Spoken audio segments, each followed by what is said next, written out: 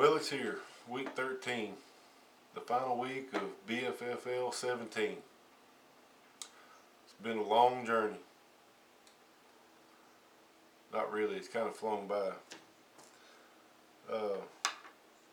This week is just felt the need to get on here and say hey in person instead of typing or giving some excuse why I couldn't make a video.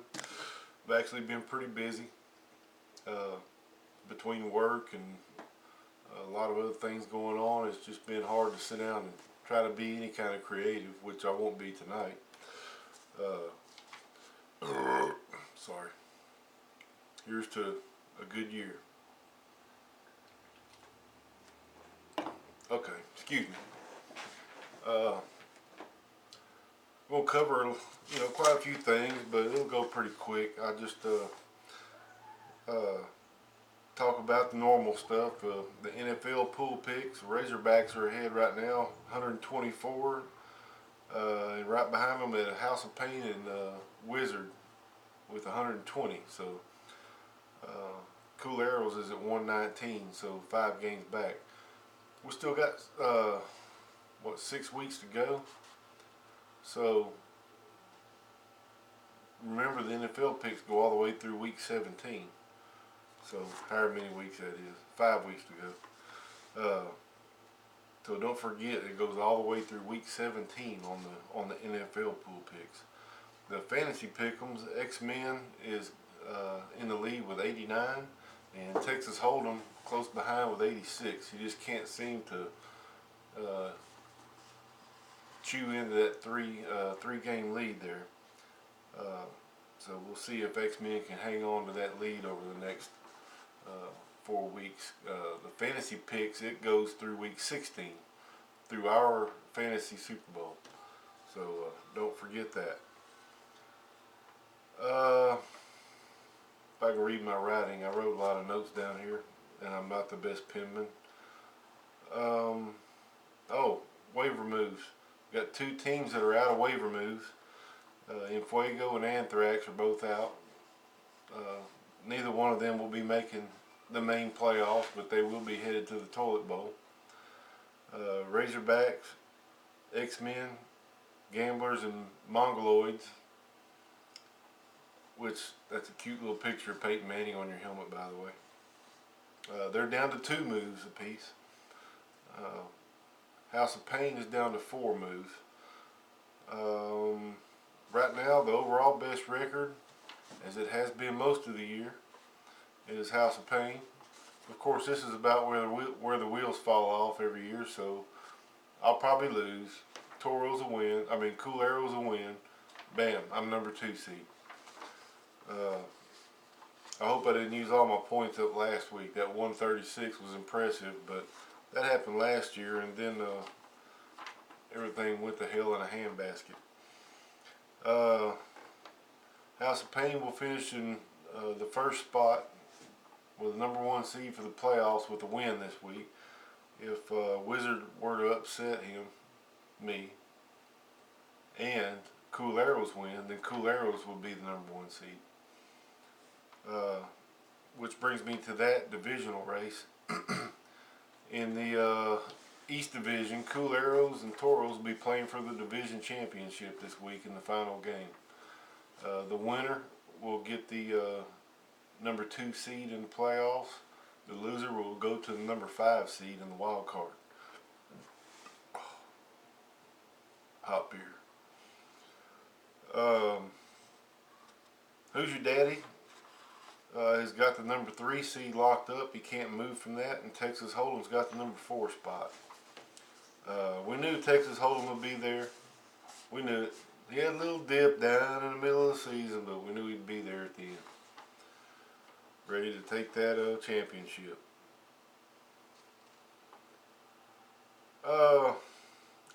In the wild card race, spots 6 through 8 are still open. We got 5 teams in the race. We got Mongoloids, Smoking Okies, X-Men, Wizard, and Smoking Okies. Did I say that? There's somebody else. I got so much stuff wrote down here I can't tell what I'm doing. Basically, if Mongoloids and Smoking Okies, if they win, they'll be in the playoffs. There'll still be one spot left, which will go to whoever of the three remaining teams that wins, that have beat the other two in the regular season. It'll take some figuring out. I'm sure those teams have probably got it all figured out in their head. I haven't taken time to do all that mathematical work myself. I do know that Mongoloids and Smoking Okies win, they're in. If they lose, they can still be in, depending on who loses and who wins. With me? In the toilet bowl, those teams that have clinched the toilet bowl berth: Anthrax, Enfuego, Lizzie Bees, Teabaggers, Gamblers, and Razorbacks. The other two teams will come from the teams fighting for that wild card spot. Throat's getting dry. Hard day at work today.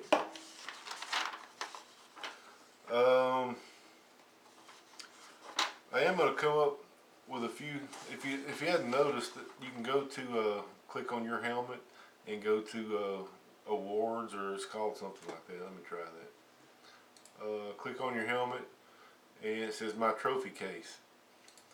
I'm going to start starting this year. I'm starting a few awards that I'm going to hand out at the end of every year. I'm not going to do it this week, although I have a feeling who's going to get each one. But I will wait till the year is completely over before I do it. And in next week's video, I will announce those award winners. What I will do is announce the award, the name of the award. One of them is going to be the Tebow Award.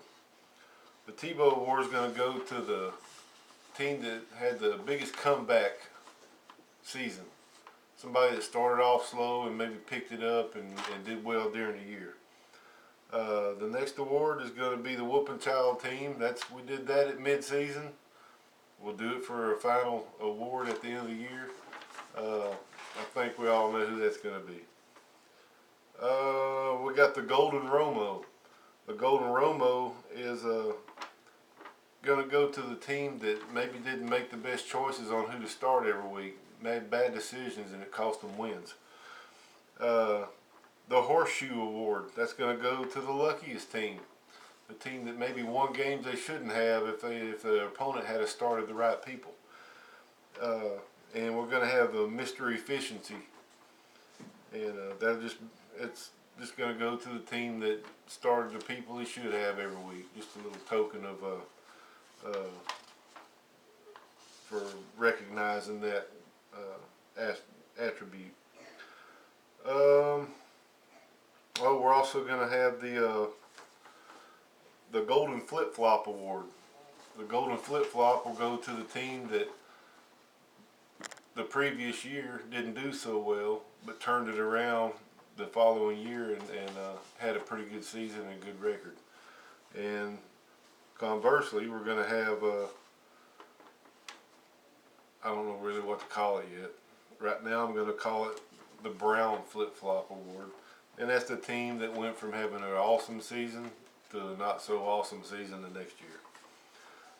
Just a little something to add in, something to laugh about. Let's see if I got anything else here I've missed.